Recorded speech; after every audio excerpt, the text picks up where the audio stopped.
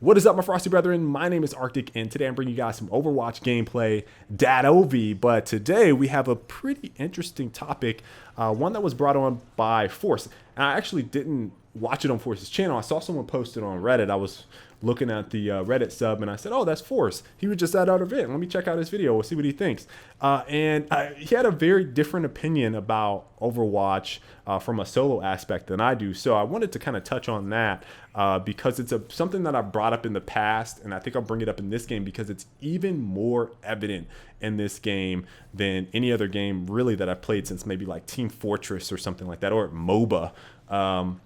That is the aspect of playing as a team or as a unit versus playing solo. So if you guys have heard me talk about this rant before, especially with Destiny, you guys know that I absolutely love playing solo. And it's not necessarily a thing where I don't like playing with other people. It's more of a challenge thing.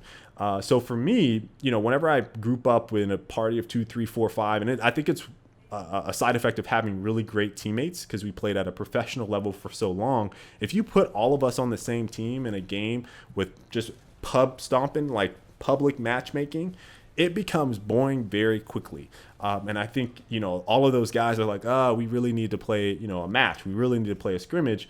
And we'll try to find a scrimmage. Nobody's on. So it's like we go back in the pub and we pub stomp it up. And it's just not enjoyable for us at all. And so over time, I've just gotten to the point now, if I'm playing a game for pure enjoyment, and it's a multiplayer based game, I really, really need to play by myself to have a very enjoyable experience because and I know the multiplier effect, the social effect, as soon as you add 2, 3, 4 people, the communication gets better. Typically, the circle of friends you have could be around your skill level. So, if they're all really good, then you end up pub stomping the crap out of people. So that experience for me is just flat out boring. It gets very boring. And some people really enjoy the pub stomp. For me, I'm the exact opposite. I really despise the pub stomp.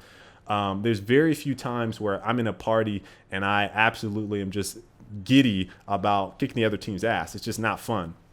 So the solo experience for me in Overwatch, a game that is heavily predicated on your team composition and to a certain degree, I think people's skill, but more so team comp and strategy.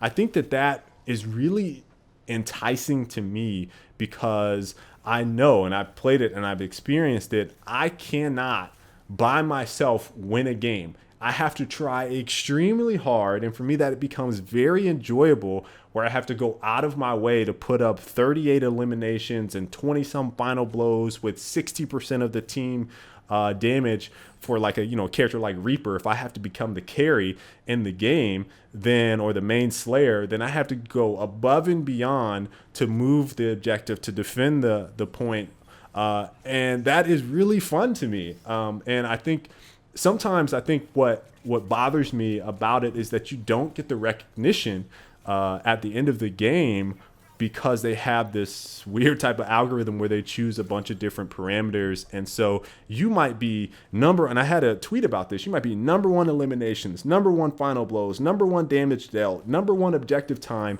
and you won't get up on the board at the end, and you just get to look at your own stats. And for me, I don't talk a whole lot, so it's not like I'm in the game like, yeah, guys, you guys won the game because of me. I don't say any of that stuff. But sometimes I think the frustration for me sets in because somebody else would get upvotes, and we'll call it vain, whatever. Somebody else would get upvotes. I'm not even on the board, and I know that like if I wasn't in the game, if I didn't switch my character to a Reaper, to a Pharah, to a whatever I needed to win the game, that the team would have been shit on. I know that because I said to myself, okay, well, who am I going to play? And then all of a sudden we're getting our shit pushed in, and I'm like, oh, okay, I got to switch this game, and then I end up helping the team win. Now, that is something that I really enjoy doing. And I think it takes a certain type of person, a certain type of gamer to want that experience. And Overwatch offers that experience for me personally. So I absolutely love it. And then there's the whole element of playing with people together in different roles to understand the game. I feel like at a competitive level, I would really, really, and I can't wait for my teammates to get into the game.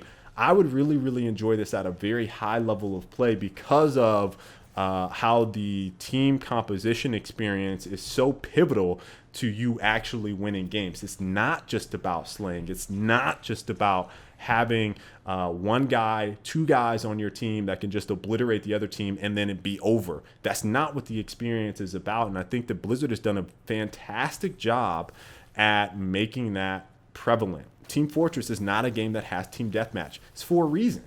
Overwatch is not a game that has team deathmatch, and I feel like it's for a reason.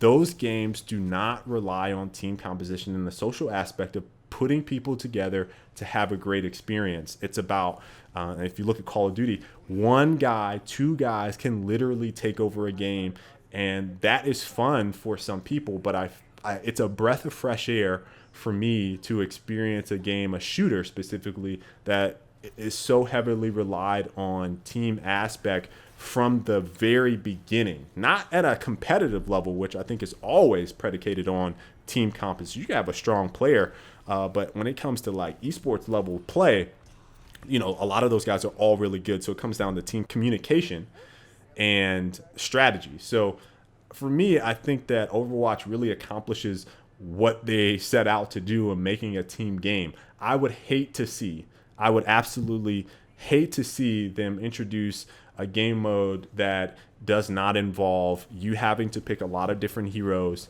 a game mode that does not rely on your teammates, and a game mode that allows you to be successful literally by just outslaying the opponent. That would be a major fail for this game if they started to introduce that, because it would eliminate the whole swath of heroes that would become basically null. And I think the experience will really dwindle what they're trying to build. So I wanted to, kind of talk to you guys a little bit about that, see where you sit on this side of the fence. Are you a person that is more, I need to have a good time playing by myself, and so I want to go play Call of Duty and pub stomp people? Are you more along the lines of, hey, I know what that experience is like. I enjoy a challenge. Challenge is what's fun as long as the game controls are tight and solid experience. So really interested to hear what you guys have to say about that. I hope you guys enjoyed today's commentary, and until the next time, folks, I will catch you all later. Stay frosty. If you like this video, you should probably click on the one down below. That'll take you to another video. You may like it. A little bit about me. I'm a former pro player. I play PC and console, mostly shooters. I also have a gaming podcast. I do tips and tactics, live gameplays. Check out my Twitch. Also, I work in the industry. Why are you not subscribed?